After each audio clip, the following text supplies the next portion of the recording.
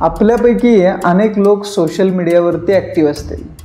Facebook, Instagram, Twitter, WhatsApp अशा वेगवेगळ्या मीडियावरती ॲक्टिव्ह असतात लोक. तर तुम्हाला एक गोष्ट निदर्शनास आली आहे का की ज्यावेळी सरकारविरोधी ज्या काही बातम्या लागतात त्यावेळी त्यावरती कमेंट्स असतात लोकांच्या. EVM सरकारचा धिक्कार असो, हे सरकार EVMचं आहे त्यामुळं वाटच लागणार, अशा सरकारविरोधी कमेंट ह्या EVMवरून होतात. आपण ऐकलेलं असतं की मोदी सरकार, फडणवीस सरकार, शिंदे सरकार अशा कमेंट्स आपण ऐकलेल्या असतात. पण हे EVM सरकार भानगड काय आहे? गेल्या वर्षी जी विधानसभा निवडणूक झाली त्यानंतर EVM भोवती संशयाचं धुकं आहे. ह्यामागचं खरं कारण काय? नुकतीच कराडमध्ये सह्याद्री सहकारी साखर कारखान्याची जी निवडणूक झाली बॅलेट पेपरवर, त्या निवडणुकीतून आलेला एक धक्कादायक निकाल आणि अमेरिकेतल्या तुलसी गबार्ड ह्या गुप्तचर संस्थेच्या संचालिकेनं केलेलं एक वक्तव्य, अशा एक 3-4 गोष्टी संदर्भात आपण सविस्तर चर्चा करणार आहोत ह्या व्हिडिओमध्ये. त्यापूर्वी एक आव्हान आहे की जर चॅनलला सबस्क्राईब केलं नसलं तर तुम्ही ह्या चॅनलला सबस्क्राईब करा. तर आता मेन विषयाकडे वळूया. गेल्या वर्षी 2 निवडणुका झाल्या, एक विधानसभेची निवडणूक आणि एक लोकसभेची निवडणूक. लोकसभेची निवडणूक जी आधी झाली त्यामध्ये महायुतीचं अक्षरशः पानिपत झालं आणि महाविकास आघाडीनं मात्र इतकी मजल मारली, भल्या भल्या लोकांचा पराभव झाला. रावसाहेब दानवे असतील किंवा अनेक मंत्रीसुद्धा पराभूत झाले, भारती पवार असतील, अशा अनेक दिग्गजांचा पराभव झाला भाजपच्या लोकसभेमध्ये. आणि तेच वातावरण कंटिन्यू राहील अशी आशा होती कधी विधानसभेला. मात्र तसं झालं नाही. विधानसभेला जे निकाल आले ते एकदम विरोधी टोकाचे होते. अगदीच महाविकास आघाडीचं पानिपत झालं. यामध्ये आता कराड हा मतदारसंघ का महत्त्वाचा आहे तर तिथं जे उमेदवार आहेत बाळासाहेब पाटील यांचा धक्कादायक पराभव झाला. त्या आजपर्यंत 4-5 वेळेला आधी निवडून आलेले आहेत, त्यांना प्रॅक्टिस होती, ते निवडून आलेले होते, तरीसुद्धा त्यांचा पराभव 43,000 मतांच्या फरकानं झाला. आणि निकाल आला त्या दिवशी एक गोष्ट घडली तिथं कराडमध्ये की ज्यावेळी निकाल आला त्यावेळी सातारा जिल्ह्यातीलच दुसरा एक मतदारसंघ पाटण, जिथून आता शंभूराजे देसाई ते मिनिस्टर आहेत आपल्या महाराष्ट्र गव्हर्नमेंटमध्ये, तर त्या पाटण मतदारसंघात जे पराभूत उमेदवार होते सत्यजित पाटणकर, हे मला वाटतं अपक्ष लढवलं होते त्यांनी निवडणूक. ते राष्ट्रवादीचे होते, मात्र त्यांना तिकीट मिळालं नसल्यानं त्यांनी अपक्ष लढवली होती.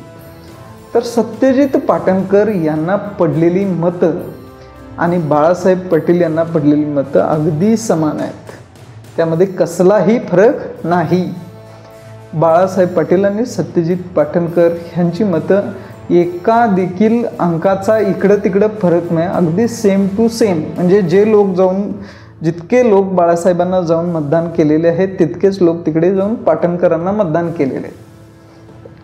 हे असं कसं घडू शकतं किंवा हा असा एक EVM हॅकिंगचा फॉर्म्युला आहे काय, अशी लोकांची त्यावेळी चर्चा चालू होती. लोक चर्चा करत असतात कशावरही, म्हणजे आता लोकांच्या हातात दुसरं आहे तरी काय चर्चा करत राहण्याशिवाय.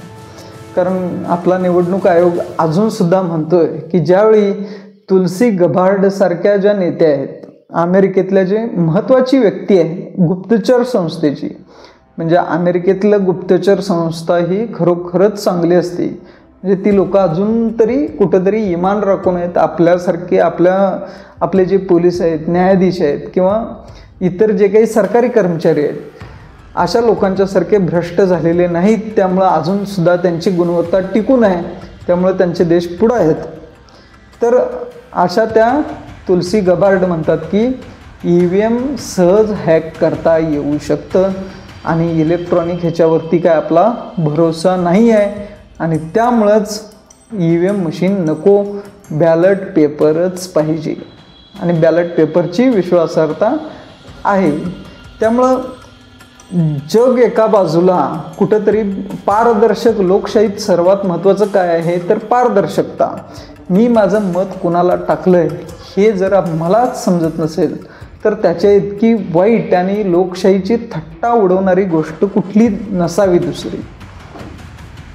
आता कराडमध्ये मात्र ज्यावेळी सह्याद्री सहकारी साखर कारखान्याची निवडणूक झाली, ह्या निवडणुकीमध्ये एक मजेशीर गोष्ट म्हणजे इथं बॅलेट पेपर होतं, EVM नसतात. संस्थेच्या निवडणुकीला अजून तरी म्हणजे जरी सहकार मंत्री अमित शहा झालेले असले तरीसुद्धा अजून EVM काही सहकारी संस्थेच्या निवडणुकीत इन्व्हॉल्व केलं नाही. एक प्रकारे अमित शहांचे आभार मानावे अशीच गोष्ट आहे. तर किमान ह्या निवडणुका तरी पारदर्शक होत असतात. आता ह्या सह्याद्री सहकारी साखर कारखान्याची जी निवडणूक झाली ह्यामध्ये बाळासाहेब पाटील जे विधानसभेला पराभूत झाले होते, त्यांचं पॅनल हे 8,000च्या फरकानं विजयी झालं. म्हणजे इंडिव्हिज्युअल व्यक्ती नाही तर पॅनल हे 8,000च्या फरकानं विजयी झालं.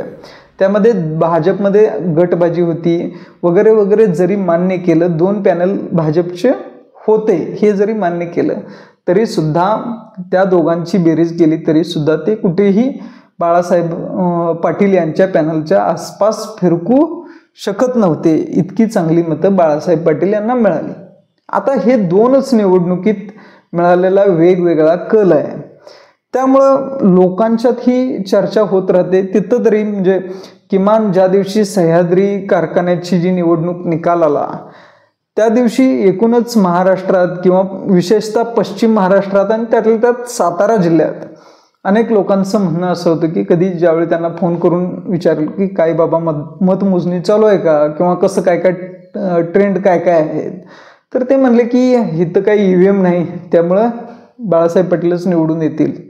अशी एक लोकांची बोलण्याचा तिथला टोन होता. याचा अर्थ EVM वरती कुठं ना कुठं अजून ही लोक शंका घेत आहेत. मार्कडवाडी असेल किंवा लोकसभेमध्ये राहुल गांधींनी उपस्थित केलेले प्रश्न असतील, अशा अनेक भयानक गोष्टी ह्या निवडणूक आयोगाच्या ठिकाणी लपलेल्या आहेत. आणि निवडणूक आयोग आज सुद्धा निर्लज्जासारखं उत्तर देते की भारत में ये संभव नहीं है, EVM हॅकिंग भारत में संभव नहीं है.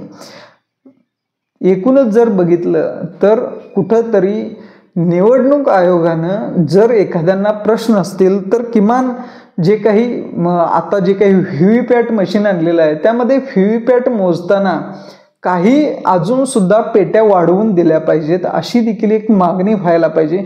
किंवा त्यापेक्षाही महत्त्वाचं म्हणजे सरळ सरळ बॅलेट पेपरवरती मतदान घेणं हे काही फार अवघड नाही आहे. कारण सरकारकडे भरपूर सरकारी कर्मचारी आहेत आणि जे काही 1 दिवस लागतो मतमोजणीला संपूर्ण म्हणजे कुठल्याही राज्याचं असेल किंवा लोकसभेचं असेल तर त्याला 4 दिवस लागतील. शिफ्टमध्ये मतमोजणी करू अशी जरी मतमोजणी केली तरी सुद्धा पारदर्शक होईल मतदान. म्हणजे लोकसंख्या वाढ ही एक समस्या आहे, त्यावर सोपा उपाय आहे आणि लवकर मतमोजणी होते ही महत्त्वाचं आहे. पण मतमोजणीमध्ये मतांची जर चोरी होण्याची शंका एकाला वाटत असेल तर त्याच्या शंकेचं पूर्ण निरसन झालं पाहिजे. त्यासाठी EVM हटाव आणि देश बचाव अशी घोषणा बरेच वर्ष झालं बरेच लोक देत आहेत. आता EVM खरोखर हटणार की नाही हटणार, म्हणजे जनमताचा जो आक्रोश आहे किंवा रेटा आहे तो कुठंतरी सरकार निवडणूक आयोग डोळे उघडून बघतील का आणि त्यानंतर बॅलेट पेपरवर निवडणुका होतील का हा प्रश्न आहे, नंतरचा प्रश्न आहे.